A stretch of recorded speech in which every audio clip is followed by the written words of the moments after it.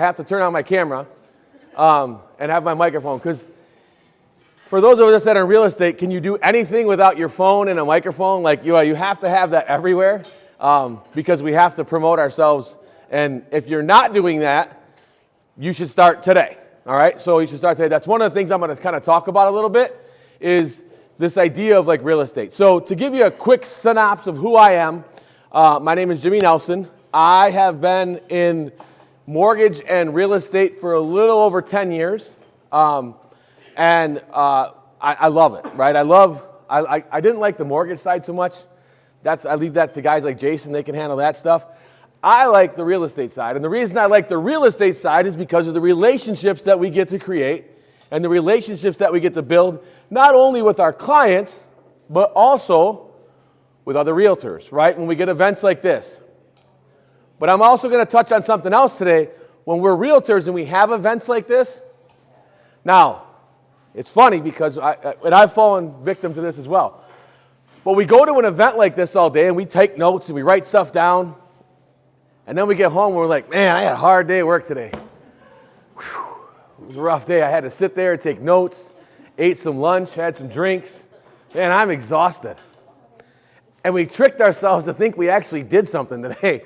Oh, man, so it's funny. So I got started in real estate, and I realized quickly on the real estate side that we don't have a lot of support. We don't have a lot of people looking out for us. We have a lot of so-called coaches out there that tell you to call FSBOs, dial expireds, smile and dial, right? Call everybody.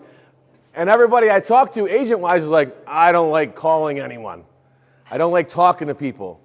So the idea is like, how do we get out of that, right? Where else can we find business that we can do that? So I started thinking about, all right, well, the other thing that I thought about as far as coaching goes and training agents was, how do I fill out a contract? Who taught us any of that? I know when I first got in, it was like, I'm just filling out contracts. I remember the first contract I filled out, I got my offer accepted. I put a 10-day inspection period in there and a 10-day response. I just put 10 days and 10 days in there. You know, normally we put like 7 and 2. No, I put 10 days and 10 days. I don't know why they accepted the offer, but I didn't know what to put in there. So I put 10 and 10, called it a day, signed it, sent it over. The agent calls me back and he's like, you put 10 days for a response time. I'm like, it was an error. I made a mistake. I fat-fingered a thing. I didn't mean to do that. Totally meant to do it. I didn't know what I was doing, so I just filled it out. But no one was there to help me do that stuff, right? So no one was there to help me figure that part out. But I'm like a bull in a china shop. I was going to figure it out one way or another. And I got the offer accepted, and we closed it. That was my first deal that I ever wrote. I got $3,000 in concessions too, but that was, again, years ago when you could get like concessions, when it was like a lot easier than it is right now. That's where my side comes in. So I do a ton of coaching and training and agent development with agents across the country. So I have my own team here locally. We're located out in Macomb. So I have a team out there in Macomb that we do a good business. Again, I have agents that are brand new. I have agents that have been in the business for 8 years, 10 years, and then I have a whole bunch in the middle. So I have that. Jason mentioned I do have a podcast that I do. So that's my sign over here is the podcast I do. The podcast I do every Friday morning at 7:30. And again, realtors look at me like, a.m.? Like 7:30 a.m.? And I'm like, yes. And I do that because I also have, and the phone number is on that board, but I have a coaching call that I do every morning at 7:30.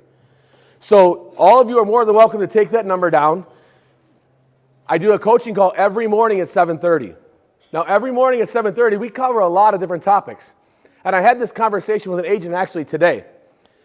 And again, it goes back to the mindset thing. Had the conversation with an agent today, and I said, it started out as a role play call, right? We started out as like we'd jump on and we would role play each other, and we would do FSBOs and expireds, and you know, it kind of got to be that boiler room thing. And as we were doing it, we started to see numbers just falling of people that weren't calling in anymore. And it was like, then it got to be like 3 of us. So we talked about it, and so every day we kind of cover different topics now. We do less role playing on that now as far as like dials go, but we do a ton of role playing on it, like how do I negotiate this deal? How do I actually call this agent back. I want them to accept my offer. How do I submit an offer? And then what do I say? So we do a lot of coaching and training on that. Now, we have agents from across the country on that. We have agents in New York. We have agents in Florida, California that are on that call every morning. So again, I have to be cautious with a lot of things because, one, I'm not an attorney. Two, I'm not brokered in every state, so I can't give a lot of advice in New York because that's an attorney state too. So, but again, you can see what my whole goal is, just how can I give back, right? How can I take information from somewhere else and give that back to other agents, right? I talk to agents all the time and we say, did you do this? And they're like, you can do that, right? And yep, so we move along. But so because we don't get a lot of information or that information is scattered, okay? So that's my story. And I also spent 20 years coaching high school basketball. So that's why most of the time I don't need a microphone. I can do this for a while. I can do this for a long time. There's been plenty of locker rooms that I've thrown water jugs at and broken clipboards and thrown markers and done all the things that I shouldn't have done. But so I spent 20 years coaching high school basketball, and then I figured out, and actually it was my time in the corporate world, where we started to mesh what I was doing coaching and marrying that with business, right? I married those two things. How could I come in and give you a rah-rah halftime speech and we go out and play real estate now, right? So I've married those two things together, and it's been a joy for me to be able to marry those two things because I love those two things, all right? But who in here has had a rough start to January? Nobody? Here's the trust tree. This is trust tree. This is all of us, right? We're all in the same boat, right? So it's been a little bit of a rough start. I think it comes down to a couple things. One, we all have a tendency to take our foot off the gas in December, right? So about the second week of December, that 10th to the 15th, we all start to slow down. For those of us that have families, right, we start to go, well, I got to plan this, and I got to plan that, and I got to do this, and I got to do that, right? You moms in the room, like, then you got to do all the other stuff because husbands aren't doing it, right? Like, we're not doing it. We're not pulling our weight, so I got to do all of it. I get it. I've been married for 25 years. I hear that all the time. So, but I say all that to say, like, who's helping you? Who's helping you? Who's helping you in your mind? Do you have somebody that you can talk to in your brokerage, somebody that you can talk to in your family, somebody that can help you get out of that? Because see, I talk about this all the time. So there's what we call our circle of influence, right? And our circle of influence helps us either get better or get worse, right? Think about it. We were talking when we first started about the ladies in the back talking. Well, then if they're talking, then somebody else starts talking, then somebody else starts, and it just gets louder and louder, right? So your circle of influence works a lot of the same way. So when we're in that office every day, and people are like, the market sucks. It's terrible. I don't have any deals going. Then I start to go, you know what? I don't either, and I don't have any deals going either. And then Susie says she doesn't have any deals either, and Bob doesn't have any deals. So now we're all just like grumpy, and we don't do anything. Well, now we're caught not doing anything. And then the next day, again, we go home, we tell our spouse, man, I had a hard day at work. Bob doesn't have anything going on. Susie's got nothing going on. I don't have anything going on. None of us have anything happening. But here we're stuck at a thing that nobody's doing anything to get better either. So your circle of influence are people that you're surrounded with. And again, you have the choice of who's in that circle, right? You have that distinct choice of who's in that circle of influence of people you're hanging out with. And those people should be making you better. And in turn, you should be helping them get better, right? It's a two-way street. So how do I help you get better? How do you help me get better? Well, we have to uplift each other. We have to talk to each other. We got to figure some problems out. Yeah, it's been a slow January. A bunch of people raised their hand. We know why. We know why, because we slowed down in December. And then this weather sucks, right? It's minus 15 when you go out to the car in the morning. Nobody wants to go look at a house. But the people that do go look at houses are serious buyers right now. You got no tire kickers right now. Anybody that's looking right now, they're looking, right? They're looking for a house. I got a client I'm taking out for showings tomorrow. She's been avoiding me for the week, and I'm like, listen, we got to get out there. Like, your time's running out. She's going to start paying rent soon. So I got to get her out. But she was avoiding the weather. But we don't have any tire kickers right now, right? So again, it goes back to your sphere of it, your circle of influence. Now, there's also a thing called your circle of concern. All right? Now, my circle of concern is, let's say, interest rates, right? Because everybody's got this big hold up on interest rates right now. Well, that's a concern for me, but I have zero control over that. I cannot control that one bit. Gas prices, grocery prices, inflation, politics, all the things. It's a concern, but I can't control any of it. So again, I can't let it negatively affect me on a daily basis. Right? I have to put blinders on to some of that stuff sometimes, and sometimes people will tell me stuff, and I'm like, when did that happen? They're like 2 weeks ago. I'm like, I don't even know that happened. Right? Because for me, I stay positive. I have to find the positive in everything. I have to keep looking for the positive in everything. If I don't find it, right? And I have 2 kids, I have 2 boys, and look, they get this all the time. Like, imagine that, like you're in the house, you're like, hey, Dad's coaching again. Oh man, they go like everybody goes to their room, right? But so if they tell me like, oh, I just got up on the wrong side of the bed, well then take your ass back to bed, roll over and get out on the other side, because I don't have time for this negative crap today. Like, it ain't working, right? I don't have time for that. Funny thing is, I'll tell agents the same thing. Agents that come in all grumpy, I'm like, no, go back out, come back in. I don't have time for that today, right? We don't have time for that today. We don't have time for that ever.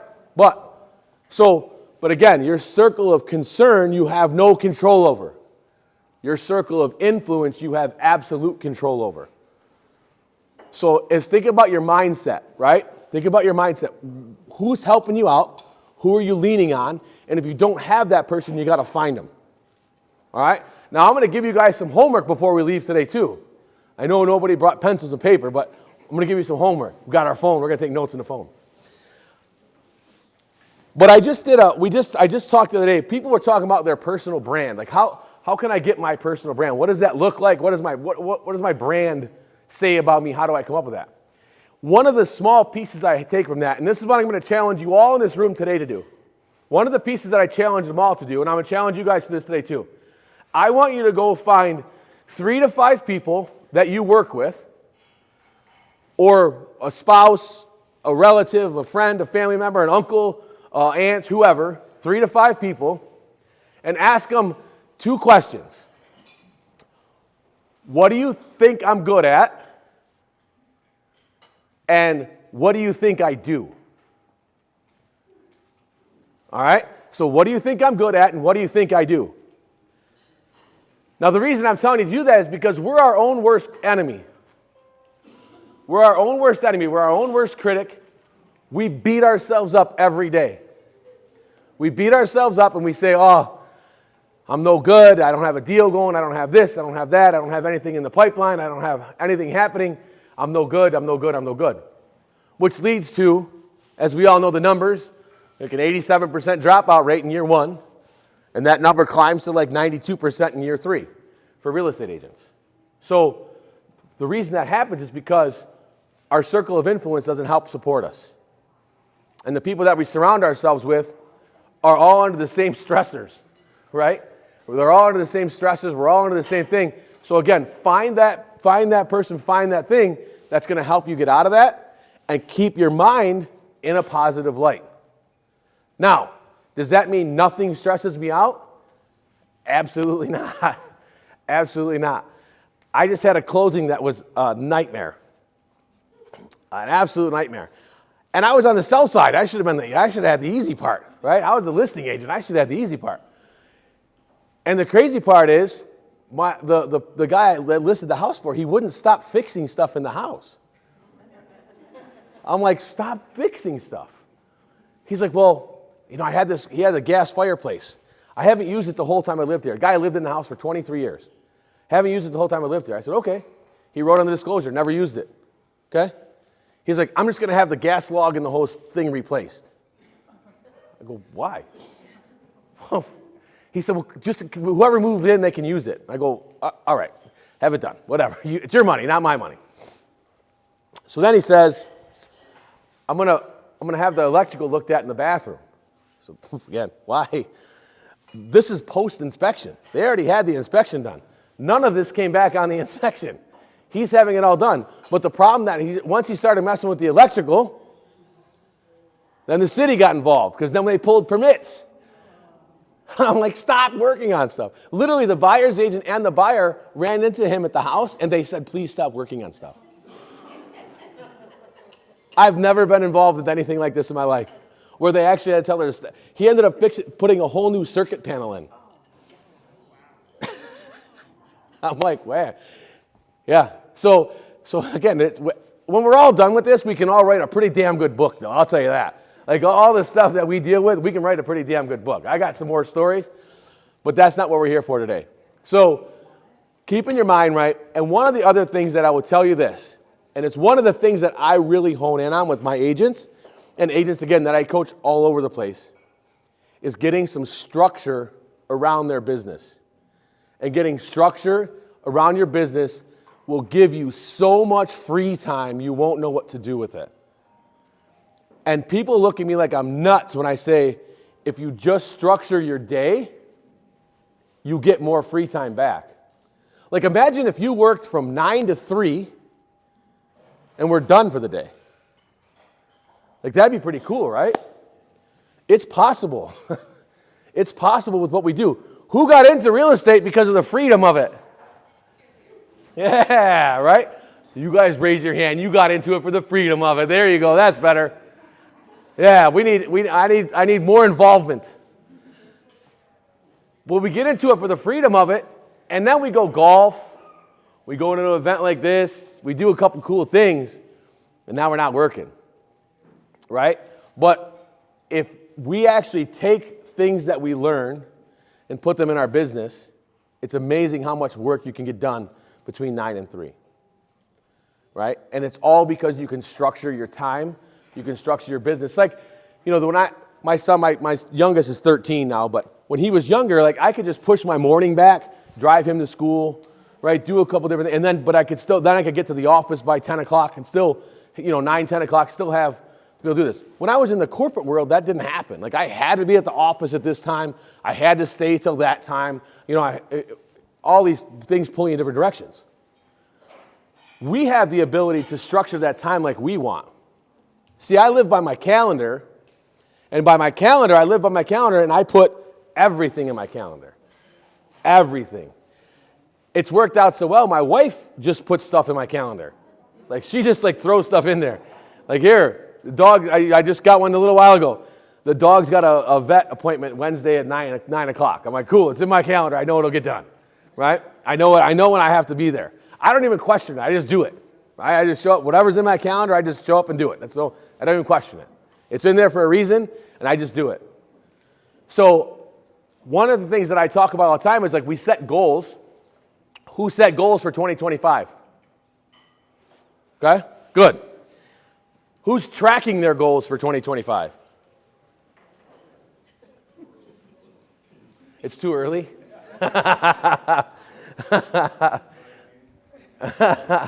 Yeah, it's a little too early for that. I don't know. We're gonna figure out what that looks like. But so we set yearly goals, all right? And one of the things that I do is I work those backwards, okay? Because I want to boil your yearly goals down and figure out what you should be doing today to get to that yearly goal. How many people you should talk to today to be able to get to that goal a year from now? Because see, if you don't do that part, those numbers seem overwhelming, right? If I say, and brand new agents and most agents that I talk to, if I ask them, how much do you want to make this year? What do they all say? $1 million, maybe. 100,000. 100,000 is the number one answer. Everybody says 100,000. I think a lot of that has to do with it. It sounds like a cool number. It's six digits, right? It's a lot of people have never made that before, so it's 100,000. Well, do they know what it takes to make 100,000? It's possible. $1 million's possible, right? All of it's possible in our business. We have the possibilities and endless possibilities in our business to make more money than a doctor or a lawyer, right? And we don't even need the $300,000 degree. We need that 40-hour class, right? And that test to get our license, and then our continue. That's it. But we have the ability to do that. But it comes through planning, comes through surrounding yourself with the right people, and then it comes through planning, right? And working, right? Actually doing the thing. Now, if I told you that I had a plan that if you worked 3 hours a day, you could make $150,000. Does that sound good? That sounds great, right? It sounds great. I have it. I have the plan. If you scan that QR code before you leave here, you can get the plan that you can work 3 hours a day and make over $150,000, right? You can work 3 hours a day, make $100,000. You can work 5 hours a day and make more. So it just depends on how much work you want to put in, how much effort you're willing to put into it. But more importantly, what is important to you? Is the $100,000 important to you? So I challenge this. Who said yeah? Who was it? Who was it? Who was it? Why? Why is it important? Yep. Because I need it. I need it to survive. But could you survive on 90? I could, but I don't want to. Okay. Because there's a lifestyle. Yeah. There's a lifestyle that I want to live. So there's a need and a want. Right. So that's the number, right? So also with that plan, when you download that, it's called your gap income, right? You need to find your survival number, the number that will get me to survive, meaning pay my mortgage, pay my bills, my heat, my gas, my car, not your Corvette, just your car, right? Like the Corvette's an added one. Like if you want the Corvette, like that's extra, right? That's not a survival tool. Right? I need to know what my survival number is. Then I can start to think about what my ultimate number is.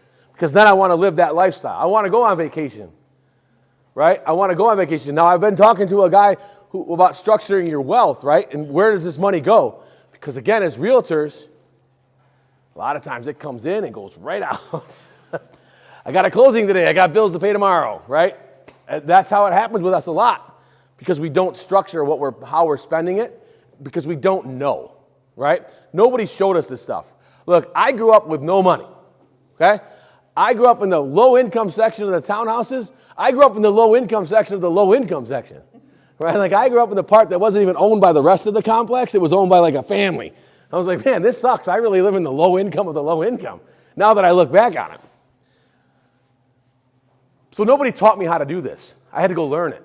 Right? I had to go learn what do I do with my money, right? Because I was in the same boat as everybody else. I get it, I spent it. I get it, I spent it. I get it, I spent it. Like I have bills to pay, right? It just comes in.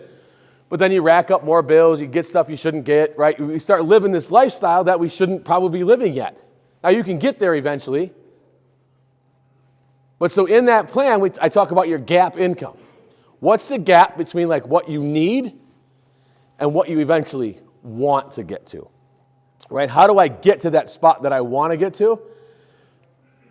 And it boils it down to how many people I should talk to today, how many contacts I should get today to get to that number, right? Because see, we all have this number in our mind, but remember, we have that goal, but a goal without a plan is just a wish. A goal without a plan is just a wish. It doesn't matter what that goal is if you don't have a plan to get there. Right? So if it's just, you have to have a plan to get there. I look at it like this. It's our GPS. Everybody got GPS in their car? Right? So if you put an address in, we just follow along with it, right? We just follow the blue line. We just follow the blue line, tells us where to go. We park, we get out of the car, we're at our destination. A lot of times we don't even really pay attention to even where we're at. We're just following the blue line and we don't even know. We just know that's taking us to where it's supposed to take us to. Now, if you get in your car and you don't put in a destination, that map is still there, but you're just kind of floating around there, right? There's no rhyme or reason of where it's going because there's no destination in there. So you have to take time to figure out what that destination is. then put the directions in, and then it will guide you to get to that spot of where that goal is you want to be. So again, you have to have a plan, you have to have an idea behind it, and you have to have some sort of semblance of an idea of what should I be doing every day, right? Now, who in here is prospecting for business? All right, now I'm going to put people on the spot. How are you prospecting? Sphere of influence. Okay. Past clients. Calling? Friends, calling. Okay. Texting. Email. Okay. Who else? Disposed, expireds, probate, estate, foreclosures. My man. Smile and dial. I dig it. That's my style. It's not everybody's style. It's hard. It's rough. It's a rough patch. You get hung up on a bunch of times. People yell at you. It's great. I love it. But one thing, yeah. What's that? What would you just raise your hand? Oh, well, you said you were Amen. Keep preaching. Love it. Love it. Well, you were prospecting, right? What are you prospecting for? Yeah, like where are you doing it? How are you doing it? I just mostly do networking events and things like Okay. Yep. And so those are great. Networking events, just getting out and talking to people, right? But be cautious with networking events because you got to make sure you're talking to enough people. That's the trick, right? You got to talk to everybody. Because I've been to networking events with a lot of agents and they all just kind of stand around. And I'm like, it's not really networking. And we sit up at the bar and have a bunch of drinks. That sounds cool. I mean, I'm all for it, not against it. But it's not really getting business, right? So who's using social media? Everybody should be using it. We were talking earlier, it's free, right? It's free. Again, it goes back to this camera that's on me right now, right? And you guys, if you start following me on Instagram or follow me on Facebook, on Instagram, it's Jimmy Nelson Real Estate. And Facebook, you can find me at Jimmy Nelson or the Elite Real Estate Podcast. There's a whole bunch of spots, right? I put stuff everywhere. Then you'll see this video on there at some point, right? With social media, because I have a lot of agents that tell me, I want to use social media to prospect. Great. What does that mean? Well, I'm just going to post some stuff. I'm like, well, that's not really prospecting. That's just posting some stuff. Oh, I love it. You been what? Ooh, open houses with social media. Tell me about that.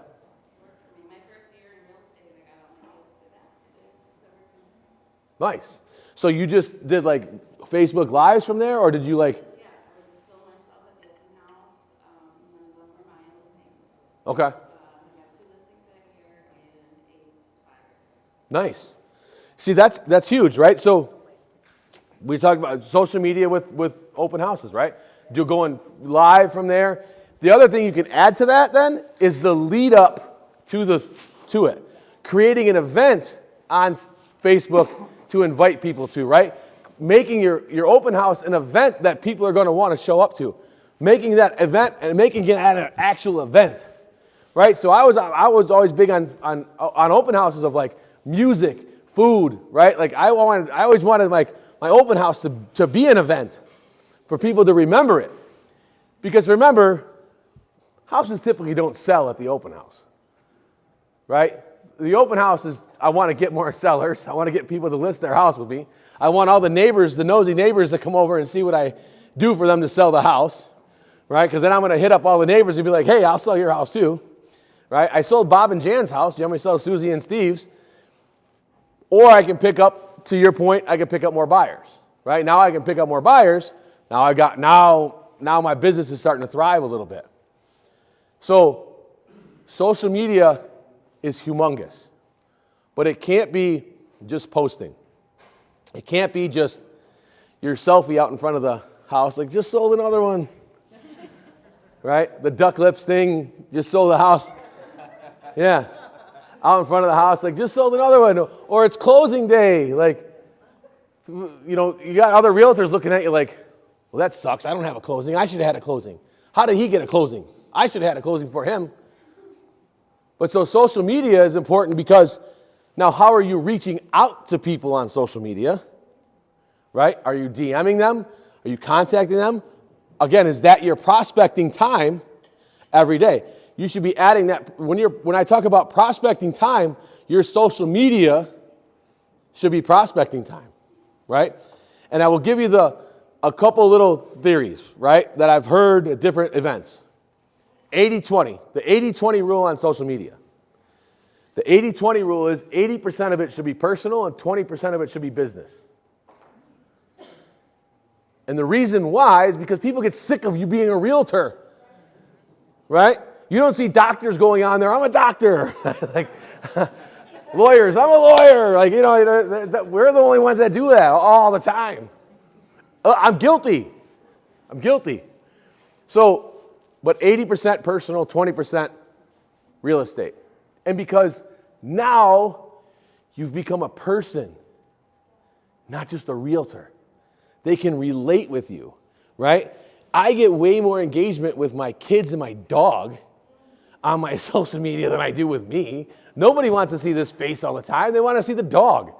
They want to see the golden doodle running around. Like, they want to see the kids playing with the dog. Like, yeah, you got to put the dogs in it. It's why we pay so much damn money for them. But the kids and the dog, I get way more engagement with that. Way more. But they start to resonate with me. And see, that's the other thing. You have to be true and honest and be yourself on social media. Because the minute you're not, you start attracting the wrong people to your business. Right? So if I came up here in a 3-piece suit and was super stuffy with a tie on, well, when I go to somebody's house to do a listing appointment, that's what they're expecting. If I come up with this loud jacket on, right, this is what they're expecting when I show up at the listing appointment. No tie. I ditched the ties years ago. Those had to go, man. Those are done. Corporate world was done. Ties were done. But people now will expect, if I show up with a suit and tie and a 3-piece on, they're like, what happened? You have a funeral? You know what I mean? Like, there's a different expectation when you show up. So again, whatever you're putting out there will resonate with people, and that's what they expect when you show up. So again, be cautious of what you're putting out, because that becomes then the expectation, right? That becomes the expectation of what they're going to see. But see, the other piece that happens is I want to attract like-minded people to me because they're easy to work with. See, people that like sports and I can bullshit with them and I can have conversations with talk, those are the people I want to work with because it's just that's what I do, right? Now, if I was more serious and more stuffy, I would attract more serious and more stuffy, which would be easier for me to work with. That's not easy for me to work with, so I'm not stuffy, right? So whatever you're putting out there, if you have a boat, put the boat out there. Boat people, right? Boat people stick together more than anybody. Like boat people and like hockey parents, like those are the ones that I'm like, man, you guys are crazy. But if you've ever been on a boat, everybody waves to each other. Hey, like everybody on a boat waves, and you're just supposed to wave back. It's wild.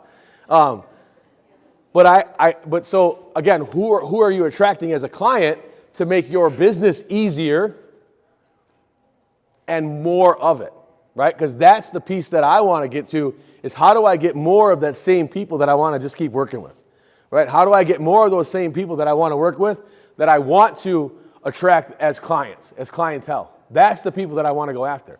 So your social media is important, but it's also important to, again, have a plan around what social media is, right? So in that 90-day business plan that I go over with agents, I put it in every day at lunchtime. So there's a lunch social media. And I said, that's when you go in, you post something. Here's another one for you. I'll give it to you real quick. You post something, it's 5 things. Like something, share something, comment on somebody's post, and reply to comments on yours. It changes your algorithm. You want me to say it again? So you post something, you like somebody's post, you share someone's post, you comment on someone's post, and you reply to comments on yours. Those 5 things change your algorithm and put you out there more. So you just become at the top more often, and people just start to see more of your content when you do those 5 things. I'm 51. I'm just figuring it out. Like, I'm just trying to balance it out, like figure some stuff out. My 13-year-old told me the other day, I was driving him home from basketball practice, and he's like, Dad, he goes, my friends were watching your TikTok videos. I go, cool, are they buying a house? He's 13. I go, cool, are they buying a house? He goes, well, it's kind of weird though. And I go, what do you mean? He goes, well, nobody else's dads are on TikTok. I said, well, because you got a cool dad, man. I go, that's why. I go, your dad's cool. He's on TikTok. He didn't think it was cool. Yeah, he didn't think it was as cool as I did. But yeah, he's like, Dad, it's kind of weird because my friends watch your TikTok videos. And then I go back and look, and I'm like, those little shits are liking my posts. I'm like, they're 13. Like, can you pass this along to your parents or something? I don't need you guys doing it, right? Oh, man. But yeah, so that is, social media is huge, right? It's so many things. But again, you have to put a plan around it and what that looks like. Because again, we have so much thrown at us as realtors. So much. And we have such bad ADD that we just look at the next shiny thing. We're like, man, that thing's really cool. I want to do that. That's going to change my business. And we do it for like 3 days and we're like, that thing sucks. That one's better. This thing's a lot. I'm going to do this. And then we do it for like 3 days and do the same thing. Right? Because we get so much, we're inundated. Oh, who's heard about AI? Oh my God, man. Like, and I love it. I absolutely love it. I use ChatGPT for everything. Everything. I use it for a whole bunch of stuff. And now it's learned me so much, like I can almost I just put in there what I want, and man, it just like writes. It's amazing. If you're not using it, just start using it. It's amazing. But if I see one more person be like, I'll be your AI coach. Man, all I'm doing is putting the stuff in. It's doing it for me, right? Like I don't need an AI coach. The AI is the coach, right? The AI is the coach. You put in there what you want, it spits out what you need. It's simple, right? So again, we're hit with a coach for this, a coach for that, a coach. I agree. Everybody should have a coach. I agree. Everybody should have one. I have one, right? A coach, a mentor, somebody you can lean on. Somebody that will help structure your business. Somebody that can keep you like, anybody ever go bumper bowling? Like, we need that person that just kind of like keeps us in our lane, right? Like, no, not go over there, come back over here, right? Come back over here, come back in this. Stay in this lane, right? We need that person because, again, we get so much thrown at us and they know they got us. The telemarketers, man, they know they got us. They know they got us. They call us and we answer. Because we think it's a client. We're like, oh man, could be a client. Nope, shit. Do you want to put your name on the grocery card at the Kroger? Nope, I don't. If you do, it's okay. I'm not, no shade. But we get so much thrown at us. We have such bad ADD. NAR put a statistic out a couple years ago that 86% of real estate agents have some form of ADD or ADHD. I think that number's low. Do you want to know why I think it's low? How'd they get 86% of us to fill out a survey? That ain't happening. I couldn't get 86% of the people in the room to fill out a survey. Right? So our ADD is like it's like our secret weapon too, though. It's like our superpower. Because how else do you do this business without it? Because I got to do this, and I got to do that, and I got to get this buyer, and I got to get this listing, and I got to get my signs put in here, and I got to put something on social media, and then I got to call this guy back, and then I got to get the photographer out for this one, then I got to call the inspector, then I got to call the mover, right? Then I got to call all these things. And you see how my voice just picked up really fast right there? That was wild. But that's my ADD kicking in. So, but we have so much thrown at us. That's where the coach, the mentor, the team leader, somebody sit us down and tell us it's okay. Somebody sit us down and tell us to relax. Look at these two up here. Like, yeah, you did that to me. I did that to you, right? Like, yeah. Somebody sit us down and tell us to relax. Tell us it's okay, right? Tell us it's all right. We're going to make it. Nobody's going to die from real estate. Nobody's going to die. And I've had this conversation with a lot of agents. It's not heart surgery. Nobody's going to die, right? Well, my deal's falling apart. I know. Have you talked to your client yet? No, but I know they're going to hate it. I'm like, no, you don't. No, you don't. No, you don't. You don't know that they're going to hate it, right? We beat ourselves up so bad. That's why the assignment I gave you, and I really want you all to do that assignment, is to talk to somebody else. Again, a spouse, a friend, uncle, aunt, whoever, and ask them those two questions again. Because we beat ourselves up on a daily basis. And see, that was one of the reasons that we started the podcast, was because, and it's Friday morning, by the time we get to Friday morning, we've had our butts kicked all week. You know what I mean? Like, we've been told this and we've been told that, and the deal's falling apart, and our mortgage guy dropped the ball again, and you know, like all this stuff, it just keeps happening, right?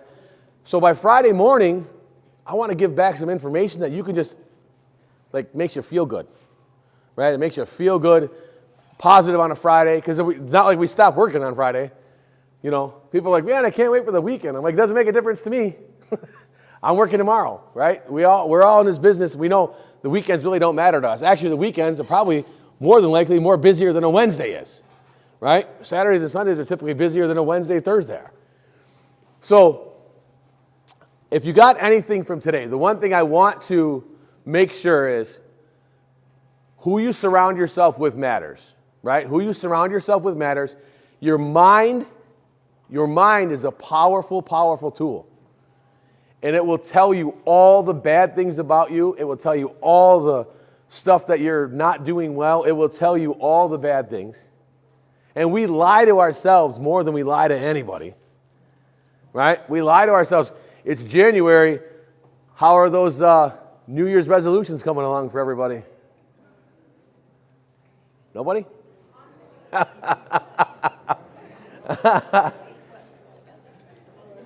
See, I changed a couple years ago, and I stopped doing the New Year's resolution thing. And I started giving myself a word for the year. Right? I started giving myself a word for the year.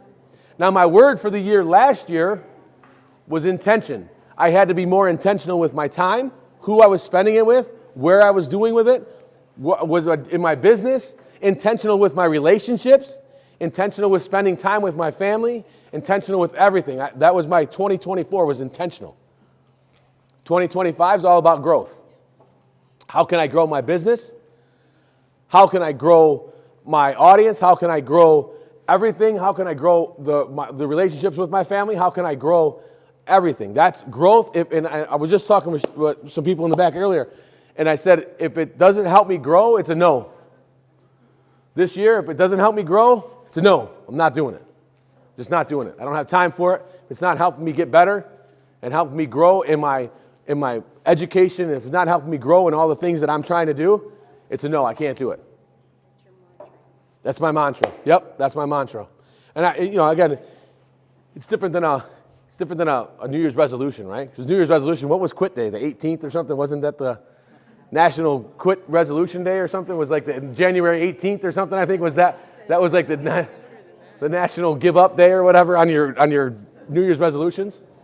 So, but I challenge you to ask people around you, again, what you're good at and what they think you do. I download the 90-day business plan, please, and take that with you. I'm gonna stick around. So if anybody wants to have questions or anything, I'm here to talk about it. Again, I do a lot of coaching and training with agents. I have bi-weekly webinars that I do. I try to give back to realtors as much as I possibly can, only because at the end of the day, it just makes all of us better, right? And if I can make that transaction a lot better, because who's been on this transaction where you're like, I did everything. That agent didn't do anything. I should get their 3% too, right? We've all been there. So if I can avoid that before we get to that point, I'm good, right? That's my whole goal. So I thank you all very much. Make sure you keep your minds clear and bright, and I'll thank you guys for having me.